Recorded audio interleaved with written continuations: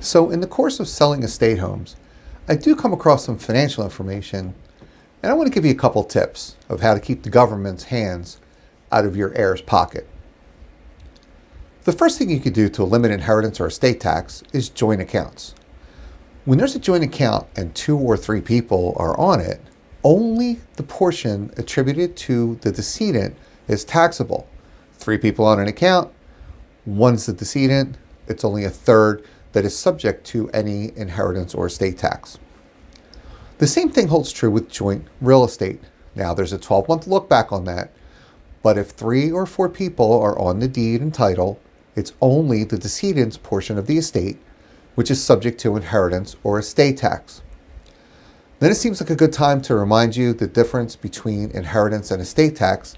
Even though we use them interchangeably, they really are 2 different things. Estate tax is assessed by the federal government, and it's only on amounts over 11.18 million. So for most of us, again, that's really not a factor. However, and if it is a factor for you, congratulations.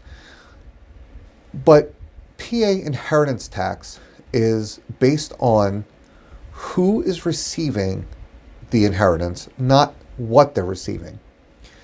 In other words, spouses are 0, children and lineal heirs are 4.5%, brothers, sisters, siblings are 12%, and cousins, friends, everybody else, guys at the bowling alley, those are 15% in the state of Pennsylvania right now. The third thing you can do involves your life insurance. If you allocate some of your assets from where they're at now, stocks, bonds, etc., over to life insurance, you'll be doing your heirs a great favor because life insurance right now is not taxed for inheritance in the state of Pennsylvania. On the subject of life insurance, tip number 4 would be to allocate life insurance to your heirs that are taxed at a higher rate.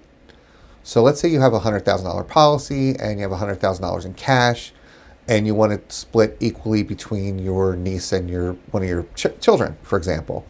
Well, if the child gets the 4.5% tax and the niece gets 15, give the niece the life insurance, give the child, son, daughter, whatever, the cash. So how you allocate your life insurance is another way to help save your heirs some inheritance tax money. The 5th way is gifts. You can give a certain amount of money to somebody each year without it being subject to any kind of tax. Check with an accountant. He'll have all the information you need to know about that subject. The 6th way is consider converting your IRA to a Roth IRA. A Roth is not taxable for inheritance tax in Pennsylvania. As always, seek the advice of professionals. So there you have it. 6 ways to keep the government out of your heirs' pockets. Hey, thanks for watching. If you found this useful, check out my video, Can an Executor of a Will Be a Beneficiary? Look for the link below. And again, please like and subscribe.